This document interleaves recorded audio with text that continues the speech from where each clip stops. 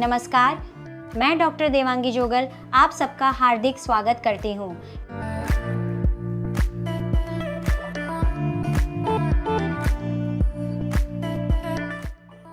मित्रों, आयुर्वेद में आने वाला पढ़ा लिखा वर्ग वैद्य के सामने सवालों की झड़ी लगा देता है। आपकी दवा में स्टेरॉइड तो नहीं है ना? इस दवा को कितने समय तक लेना पड़ेगा? क्या इस दवा से मुझे एक 100% रोग मिट जाएगा और ये मिटा हुआ रोग जड़ से चला जाएगा, यानी कि मुझे जीवन भर नहीं होगा? तो चलो इन सभी सवालों की भी हम जानकारी ले लेते हैं।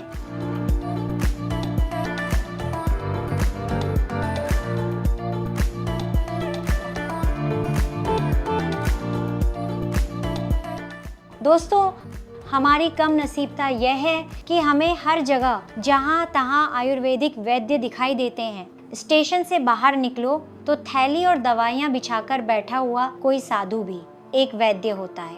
फुटपाथ पर दाढ़ी वाला कोई व्यक्ति बैठा हो, वह भी एक वैद्य होता है। किसी कोने में टेम्पो या ट्रक लेकर बैठा हुआ व्यक्ति जिसमें दवाइयाँ भरी हों, वह भी एक वैद्य होता है। लेकिन हम डिग्रीधारी डॉक्टर के पास जाना पसंद करते हैं, डिग्रीधारी वैद्य के पास जाना पसंद नहीं करते। जहाँ कोई भी व्यक्ति बैठ गया हो और लंबी लाइन लग गई हो, वह वैद्य ही होगा और अच्छा ही होगा, ऐसी मानसिकता हम रखते हैं। कोई भी डिग्रीधारी वैद्य अपनी किसी भी दवा में किसी भी तरह की मिलावट करने की इच्छा नहीं रखता, क्योंकि वे प्योर वैद्य होते हैं। इसीलिए कृपया कोई भी वैद्य चुनें तो उसकी डिग्री देखें और डिग्रीधारी वैद्य पर विश्वास रखकर दवा कराएं, या फिर उनकी कोई भी दवा आप टेस्ट करवा सकते हैं। ऐसे स्टैंडर्ड प्रैक्टिस करने वाले वैद्य कभी भी ऐसी छेड़छाड़ नहीं करते।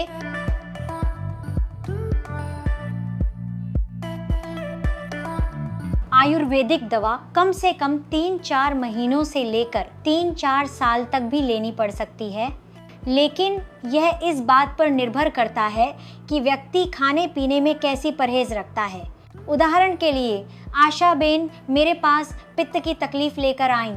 मैंने उनके शरीर से पित्त निकालने वाली दवा दी, लेकिन उन दवाओं के साथ अगर आशा बेन मंचूरियन और पानी पूरी चालू ही रखेंगी तो मेरी दवा असरकारक नहीं रहेगी।